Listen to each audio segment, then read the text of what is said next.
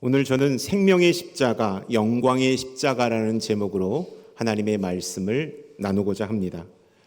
예수님은 이 땅에 오실 때 두 가지의 목적을 가지고 이 땅에 오셨습니다. 첫 번째, 예수님은 십자가를 지시는 목적을 가지고 오셨습니다. 두 번째, 교회를 세우는 목적을 가지고 오셨습니다.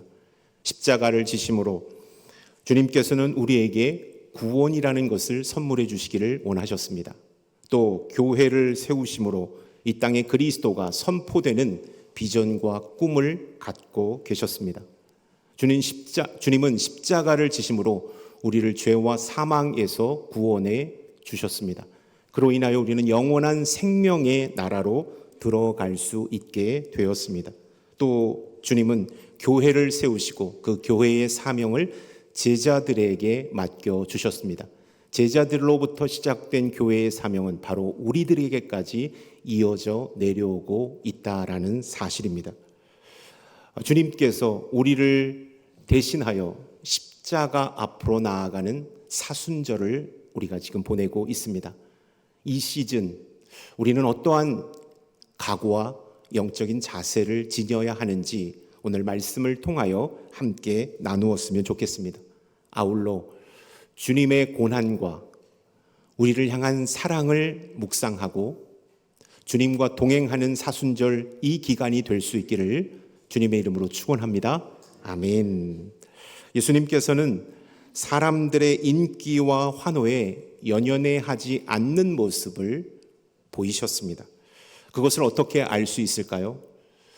예수님께서 사람들을 의식하셨다면, 사람들의 인기와 환호를 반기셨다면 주님은 절정의 때에 자신의 죽음을 이야기하지 않았을 것입니다. 오늘 말씀에 보면 가장 영향력을 행사할 수 있는 그 시간에 주님은 자신의 죽음, 자신의 고난을 말씀하고 있다라는 것입니다. 24절, 25절의 말씀을 함께 읽겠습니다. 내가 진실로 진실로 너희에게 이르노니 한 알의 밀이 땅에 떨어져 죽지 아니하면 한 알 그대로 있고 죽으면 많은 열매를 맺느니라. 자기의 생명을 사랑하는 자는 잃어버릴 것이요 이 세상에서 자기의 생명을 미워하는 자는 영생하도록 보존하리라. 밀알 하나가 땅에 떨어져 죽지 아니면 한 알 그대로 있고 죽으면 많은 열매를 맺게 된다고 말씀하셨습니다.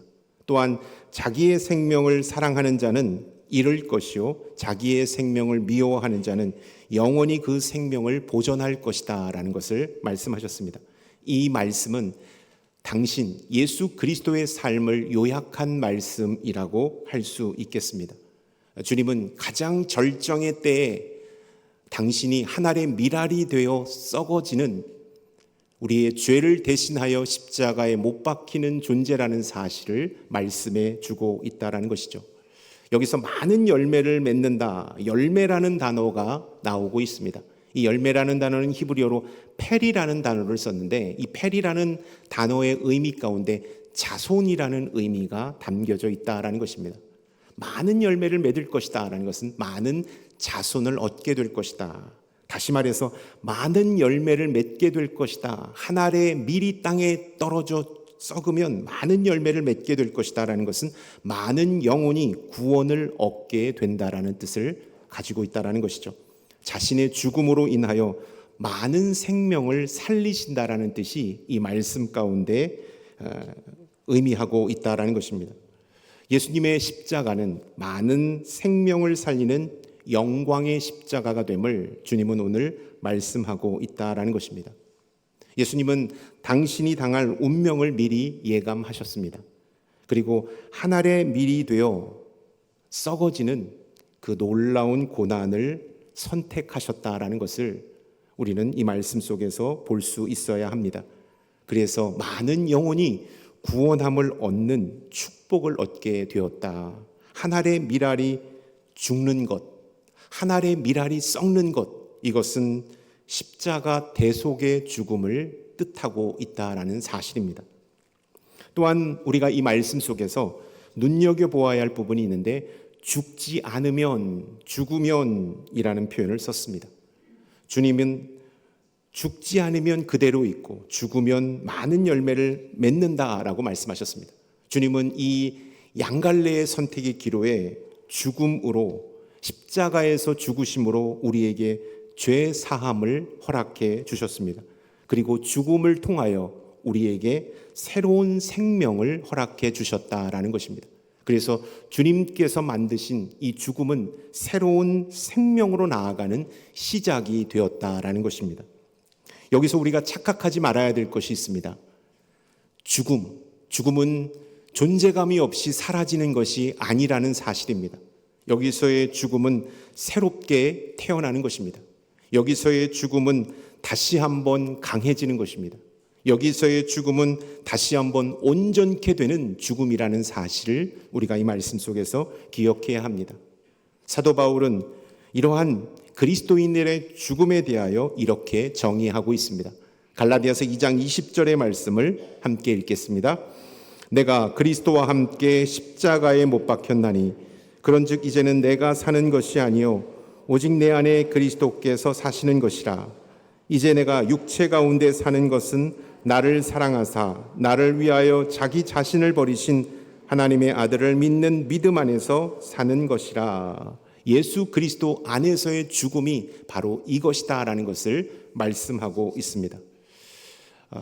저는 자랑같이 들리지만 한 가지 이야기를 조금 해보겠습니다. 저는 기도하고 바라고 소망하는 것이 있다면 간절히 기도하고 하나님 앞에 나아갈 때 제가 기도한 것 이상으로 풍성한 은혜, 풍성한 결실을 받은 많은 경험을 가지고 있습니다. 목회 현장에서, 사역에서, 관계에서, 상담에서 제가 할 수 있는 능력보다 훨씬 더 큰 것을 기도 응답으로 받고 하나님께서 그 일을 진행할 수 있는 귀한 축복을 허락해 주셨습니다. 이렇게 얘기하니까 목사님 너무 교만하게 들립니다. 너무 교만케 들립니다. 제가 이 자랑을 하려고 하는 것이 아니라요. 제가 기도할 때 한 가지 비밀이 있습니다. 저는 어떤 큰 일을 앞두고 어떤 큰 프로젝트를 앞두고 하나님 앞에 기도할 때 철저하게, 여러분도 마찬가지지만 저 자신을 회개하며 나아갑니다. 하나님 앞에 설 수 없는 죄인이지만 하나님 앞에 나아갑니다. 철저히 저 자신을 죽이고 회개하고 낮추고 하나님 앞에 나아갑니다. 그리고 하나님 앞에 이 문제를 놓고 기도합니다. 하나님, 제가 할 수 있는 것들이 아무것도 없습니다.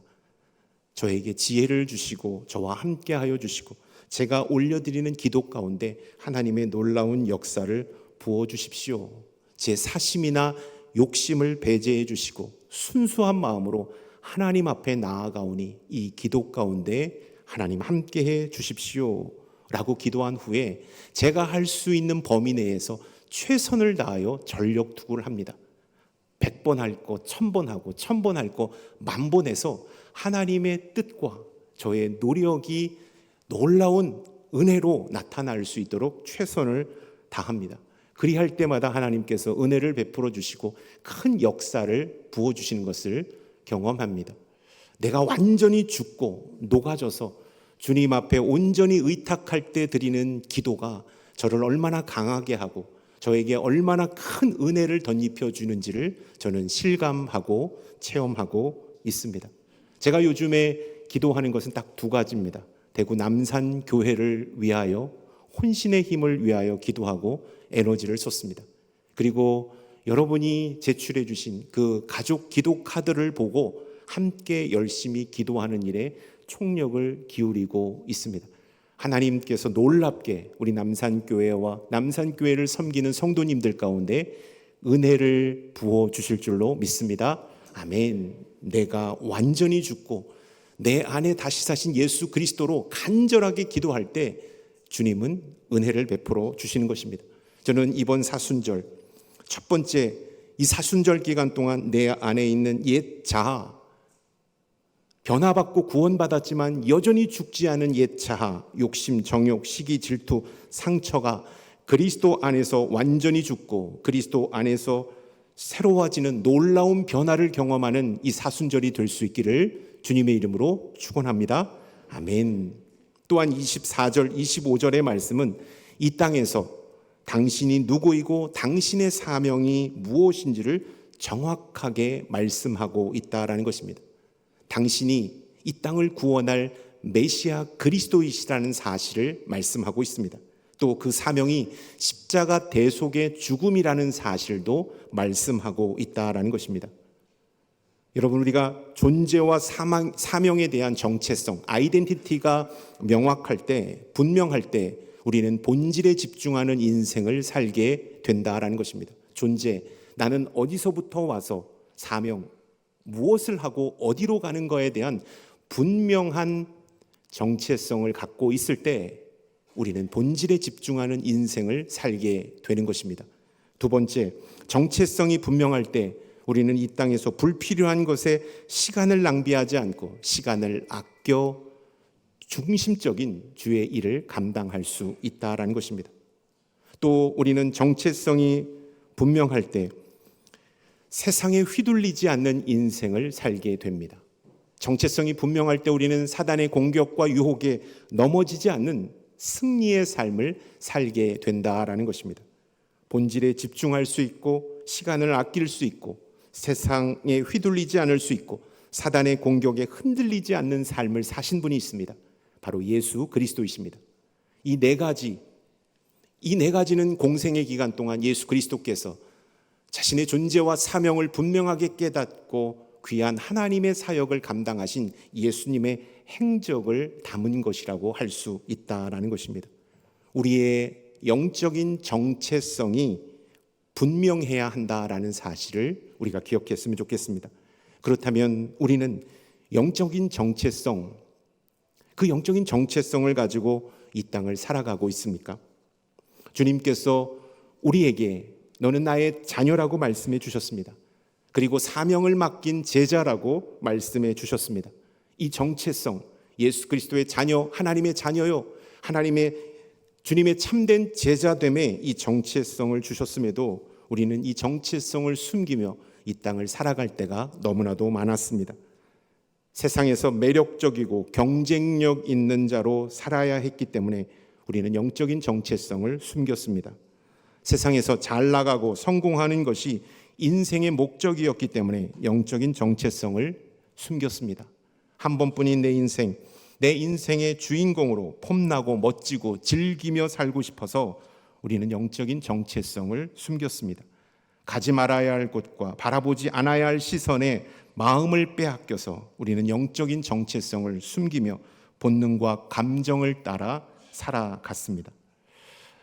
이번 사순절 이 모든 것을 주님께 회개하고 잃어버렸던 우리의 영적인 정체성이 회복될 수 있기를 주님의 이름으로 축원합니다. 세상이 덧입혀준 세속적인 정체성을 따라 살아가는 자가 아니라 예수 그리스도께서 우리에게 부여해 주신 영적인 정체성을 가지고 이 땅을 담대하게 살아가는 우리 남산교회 모든 성도님들이 될 수 있기를 축원합니다. 아멘. 저는 이번 사순절 두 번째 우리가 가져야 할 각오는 이런 것이라고 말씀드리고 싶습니다. 사순절 기간 동안 주님이 주신 영적인 정체성을 가지고 나아가는 것입니다. 잃어버렸던 영적인 정체성을 회복하는 것, 이것이 바로 우리의 사순절 기간 해야 할 각오라고 말씀드리고 싶습니다. 또한 주님은 자신이 죽어야 많은 사람들이 산다라는 사실 앞에 기꺼이 자기의 몸을 희생 제물로 드리셨습니다. 그리고 사명을 완성하셨습니다. 주님은 하나님께로부터 받은 사명을 이루시기 위하여 땀방울이 핏방울이 될 때까지 기도하셨습니다. 바쁜 사역의 일정 속에서도 일정한 시간을 떼어 새벽 미명에 기도하셨고 바쁜 사역 한복판에서도 기도하셨습니다. 그러한 기도를 통하여 주님은 때가 되었을 때 베드로와 제자들이 말렸고 많은 사람들이 제지했지만 사탄아 물러가라 라고 말씀하시면서 십자가 사명 앞으로 담대하게 나아가셨다라는 사실을 우리는 복음서의 말씀을 통하여 잘 알고 있습니다. 사랑하는 성도 여러분, 주님의 제자된 우리들도 사명이 무엇인지 정확하게 알아야 합니다. 그리고 주님께 받은 그 사명을 위하여 기도해야 합니다. 기도했다면, 기도로 마음을 다지고 준비했다면 주님이 부르셨을 때에, 주님이 말씀하셨을 때에 담대하게 나아가는 용기가 있어야 한다라는 것입니다. 안타까운 것은 많은 그리스도인들이 사명을 받습니다. 비전을 받습니다. 하나님이 나를 향한 뜻을 받았습니다. 그럼에도 불구하고 우리는 그 비전, 사명, 하나님께서 나에게 주신 그 놀라운 은혜를 마음 한복판에 고이 간직하고 있습니다. 이것을 꺼내야 되는데, 그리고 이것을 사용해야 하는데 엄두가 나지 않을 때가 너무나도 많습니다. 우리는 비전을 받고 사명을 받고 거룩한 부담감을 가지고 있기 때문입니다. 나는 아직 이 사명을 이룰 수 있는 믿음이 없는데, 능력이 없는데, 아직 이 사명을 감당할 깜이 되지 않는데 어떻게 이 사명을 감당하겠어? 라고 고이 이 비전과 사명을 우리의 마음판에 모시고 늘 언제나 만지작거리며 꺼낼까 말까를 반복하는 연약한 믿음을 보일 때가 참 많습니다.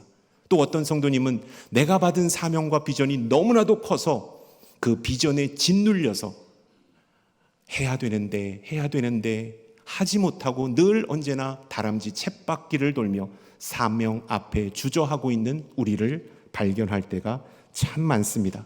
여러분, 주님은 우리에게 비전을 주셨습니다. 사명을 주셨습니다. 그것을 보고 마음속에만 간직하라고 주신 것이 아니라는 사실을 기억했으면 좋겠습니다. 이 비전을 품었다면 우리는 기도해야 합니다. 주님, 제가 감당할 수 없습니다. 이 비전이 너무나도 크고 주님께서 나에게 주신 사명이 너무나도 벅차고 너무나도 멋져서 제가 이것을 감당할 수 있는 능력이 없습니다. 그러나 이 비전을 주신, 사명을 주신 분을 바라보겠습니다. 그리고 부족하지만 이 사명 앞으로 순종하며 나아가겠습니다. 이러한 믿음의 결단이 우리 남산교회 모든 성도님들 가운데 있기를 주님의 이름으로 축원합니다. 여러분은 주님께 받은 사명이 무엇입니까? 그 사명을 이루기 위하여 어떤 기도와 노력을 하고 있습니까? 이번 사순절 기간 주님께 받은 사명을 다시 한번 확인하는 이 시간이 되었으면 좋겠습니다. 그리고 가슴판에 묻어두었던 사명을 꺼내어 기도하고 하나님 앞에 간구할 수 있는 이 시즌이 되었으면 좋겠습니다. 그리고 담대히 주님의 때가 되었을 때 이 사명에 순종하는 우리 모두가 될 수 있기를 바랍니다. 아멘. 26절의 말씀을 함께 읽겠습니다. 사람이 나를 섬기려면 나를 따르라. 나 있는 곳에 나를 섬기는 자도 거기 있으리니 사람이 나를 섬기면 내 아버지께서 그를 귀히 여기시리라. 주님은 내가 있는 곳에 나를 섬기는 사람도 함께 있을 것이다 라고 말씀해 주셨습니다. 이 말씀, 주님께서 진정한 영광을 받으시는 것이 있다면 예수 그리스도를 섬기는 것이다 라는 것입니다. 주님께서 언제 우리를 보고 영광을 받으시는가? 언제 우리를 통하여 기뻐하심을 누리는가? 우리가 주의 일을 섬길 때, 주의 사명을 섬기고 주님께 맡겨주신 비전을 따라 나아갈 때 주님은 영광을 받으시고 우리와 함께 하신다라는 사실을 분명하게 약속해 주고 있다라는 것입니다. 우리가 예수 그리스도를 섬길 때 받는 두 가지의 영광을 26절은 전반부에 하나, 후반부에 하나 말씀하고 있습니다. 전반부에 받는 영광, 첫 번째, 예수님을 섬기는 자가 예수님께서 계신 곳에 있게 되는 영광을 얻게 된다. 다시 말해서 우리가 예수 그리스도를 섬길 때, 주님께서 우리에게 맡겨주신 사명을 감당할 때 주님이 우리와 함께 하신다라는 것입니다. 공간적인 영광, 주님의 임재가 가득한 영광을 누리게 된다라는 사실입니다. 여러분, 주님의 영광, 주님의 임재를 누리고 싶습니까? 그렇다면 예수 그리스도께서 맡겨주신 사명을 감당하면 됩니다. 주님을 섬기는 자에게 주님은 함께 해 주신다라고 약속해 주셨기 때문입니다. 두 번째, 후반부의 영광이 있습니다. 후반부의 영광은 예수님을 섬기는 자는 하나님 아버지께서 존귀히 여기신다, 귀하게 여기신다라는 사실을 말씀하고 있습니다. 여러분, 우리가 예수 그리스도를 섬길 때, 우리가 주님의 몸된 교회를 섬길 때 주님은 우리를 귀하게 여겨주신다라는 사실을 말씀하고 있습니다. 제가 남산교회에 와서 정말 오래된 것 같은데 2달도 채 안 됐습니다. 여러분, 제가 오래된 게 아니에요. 2달도 채 안 됐습니다. 오래된 것 같지만 이게 남산교회를 이렇게 보면 곳곳에 새벽부터 밤늦게까지 주의 몸된 교회를 섬기시는 귀한 일꾼들이 있음을 발견하게 됩니다. 빛도 없이 이름도 없이 당신에게 맡겨진 그 임무를 주님께 하듯 최선을 다하여 섬기시는 성도님들을 발견할 때 큰 은혜를 받습니다. 여러분, 교회는 여러분의 섬김을 알아주지 못할 때도 있습니다. 담임 목사인 저도 여러분이 섬기는 그 사역을 알아주지 않을 때도 있습니다. 그러나 여러분 꼭 기억하십시오. 여러분이 섬기는 그 헌신, 그 열정, 비전을 따라 순종하는 그 마음을 주님께서 기뻐 받아 주신다라는 것입니다.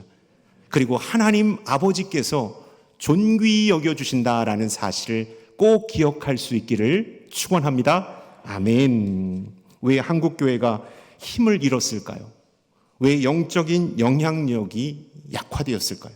어떤 특정한 교회와 특정한 몇 사람의 잘못이 아니라는 사실을 우리는 꼭 기억해야 합니다. 그리스도인 된 우리가 주님이 계신 곳에 가기보다, 주님을 섬기기보다 내가 원하는 곳에 가고자 했기 때문입니다. 주님을 섬기는 일에 열심을 내는 것이 아니라 내가 주도하는 일에 열심을 내었기 때문입니다. 교회는 예수 그리스도께서 주인 되셔서 이끌어 나가야 하는데 교회를 우리가 이끌고 나아가다 보니까 교회는 점점 힘을 잃게 된 것입니다. 선한 영향력은 점점 축소되게 되었다라는 사실입니다. 주님께 전적으로 모든 것들을 올려드리며 주님의 인도하심을 받는 우리 남산교회가 될 수 있기를 축원합니다. 4번째, 이번 사순절 기간 예수님의 시선이 머물고 예수님의 발길이 닿는 곳에 우리가 온전히 나아갈 수 있기를 바랍니다. 그리고 주님의 몸된 교회를 섬기고 주님께서 우리에게 맡겨주신 사명을 섬기는 우리 모두가 되는 축복이 있기를 축원합니다. 아멘. 27절의 말씀에 보면 주님은 십자가를 앞두고 당신의 심경을 이렇게 표현하고 있습니다. 27절 마지막으로 읽도록 하겠습니다. 지금 내 마음이 괴로우니 무슨 말을 하리요? 아버지여, 나를 구원하여 이때를 면하여 주옵소서. 그러나 내가 이를 위하여 이때에 왔나이다. 내 마음이 괴롭다라고 말씀하고 있습니다. 이 말씀의 원어적인 뜻은 내 마음이 흔들리다, 동요되다라는 뜻을 가지고 있습니다. 예수님은 십자가를 앞두고 마음이 동요되기 시작했습니다. 마음이 괴롭기 시작했습니다. 마음이 흔들리기 시작했다라는 것을 27절은 우리에게 말씀하고 있습니다. 우리가 이 말씀 보면서 오해하지 말아야 될 것, 잘못 해석하지 말아야 될 것은 예수님은 십자가 고통을 두려워하셨구나, 그래서 그 나아가는 길을 몹시 흔들리셨구나, 마음의 동요가 되셨구나, 괴로워하셨구나 라고 해석하면 안 된다라는 것입니다. 예수님께서 괴로워하시는 것, 마음의 동요가 일어난 이유는 딱 한 가지입니다. 하나님과의 단절 때문입니다. 우리의 죄를 대신 지시고 인간이 받아야 할 진노와 저주의 대상이 되어 하나님과 단절되어야 하는 그 아픔과 고통이 너무나도 컸기 때문에 주님은 괴롭다라는 것을 표현하셨습니다. 마음이 동요되고 흔들린다라는 표현을 사용하셨다라는 것입니다. 여러분, 이 말씀 속에서 우리가 꼭 깨닫고 돌이켜야 될 것이 있다면 첫 번째는 죄와 단절하는 것입니다. 우리가 나음을 입을 수 있었던 것은 예수 그리스도께서 우리 죄를 대신 지시고 십자가 고통을 당하시고 하나님과 단절되는 시간을 보냈기 때문입니다. 그렇기 때문에 우리는 히브리서 기자가 얘기했던 것처럼 죄와는 피 흘리기까지 싸우는 그리스도인이 되어야 합니다. 죄가 하나님과 우리의 관계를 막았기 때문입니다. 그 모든 벽을 부수고 화평의 왕으로 새롭게 다리를 놓으신 분이 예수 그리스도이시다라는 사실입니다. 2번째, 우리는 하나님과의 단절을 아파해야 한다라는 것입니다. 예배가 끊기고 기도가 끊기고 경건 생활이 끊기고 하나님과의 친밀한 교제가 끊긴 것을 아파하며 다시 한번 주님 앞에 온전히 나아가야 한다라는 사실을 우리가 기억했으면 좋겠습니다. 이번 사순절 하나님과 단절됐던, 그리고 하나님과 소원했던 관계, 예배와 기도와 말씀과 경건 생활이 회복되는 축복이 있기를 주님의 이름으로 축원합니다. 식어버린 우리의 영성, 우리의 기도, 우리의 믿음이 다시 한번 뜨거워지는 이 사순절, 이 기간이 되었으면 좋겠습니다. 예수 그리스도의 십자가의 죽음은 우리를 영원한 생명의 자리로 초대하셨습니다. 영광의 자리로 우리를 초대하셨습니다. 하늘이 밀알이 되어 썩어짐으로 모든 영혼들이 예수 그리스도를 구주로 영접하면 구원을 얻는 축복을 허락해 주셨습니다. 그리고 주님은 우리에게 하늘의 밀알이 되어 이 땅 가운데 썩어지라고 말씀하십니다. 당신의 사명을 온전히 감당하는 그리스도인이 되라고 말씀하고 있다라는 것입니다. 그리하여 많은 사람들을 주님께 인도해 내라고 말씀하고 있습니다. 저는 이 귀한 사명을 받은 우리가 이 사순절 기간 어떻게 새롭게 각오를 다지고 결단해야 되는지 5가지를 여러분에게 말씀드렸습니다. 사순절 기간 예수님의 고난을 묵상하고 다시 한번 감사하고 예배의 자리에서 영적인 카타르시스를 느끼는 것으로 끝나는 사순절이 아니라 내 삶의 변화와 결단이 생기고 다시 한번 놀랍게 하나님의 사명자로 쓰임받는 축복이 이 사순절 기간에 있기를 주님의 이름으로 축원합니다. 5가지의 말씀을 드리고 설교를 마치도록 하겠습니다. 첫 번째, 이번 사순절 기간 내 안에 있는 옛 자아인 욕심, 정욕, 시기, 질투, 상처가 그리스도 안에서 완전히 죽고 그리스도 안에서 새로워지는 놀라운 변화의 시간이 될 수 있기를 바랍니다. 이번 사순절 기간 우리에게 주신 영적인 정체성을 회복하는 시간이 되길 바랍니다. 내가 누구이고 내가 어디로 가며 무엇을 하는 인생인지를 새롭게 다지는 사순절이 될 수 있기를 바랍니다. 이번 사순절 기간 주님께 받은 사명을 다시 한번 확인하고 그 사명을 위하여 기도하고 담대히 나아가는 우리 남산교회 성도님들이 될 수 있기를 바랍니다. 이번 사순절 기간 예수님의 시선이 머물고 예수님의 발길이 닿는 곳에 우리도 함께 나아가 주님을 섬기는 제자가 될 수 있기를 바랍니다. 이번 사순절 하나님과 단절되고 소원했던 관계가 회복되고 예배와 기도와 말씀과 경건 생활이 다시 한번 뜨거워지는 축복이 있기를 주님의 이름으로 축원합니다. 아멘. 기도하겠습니다. 사랑의 주님, 이번 사순절을 지나며 다시 한번 우리의 영성이 회복되고 주님과의 관계가 친밀해지는 이 시간이 될 수 있도록 기름 부어 주옵소서. 주님의 고난을 묵상하게 하시고 십자가의 길을 걸어가는 우리 남산교회 모든 성도님들 다 되게 하여 주옵소서. 예수 그리스도의 이름으로 기도드리옵나이다. 아멘.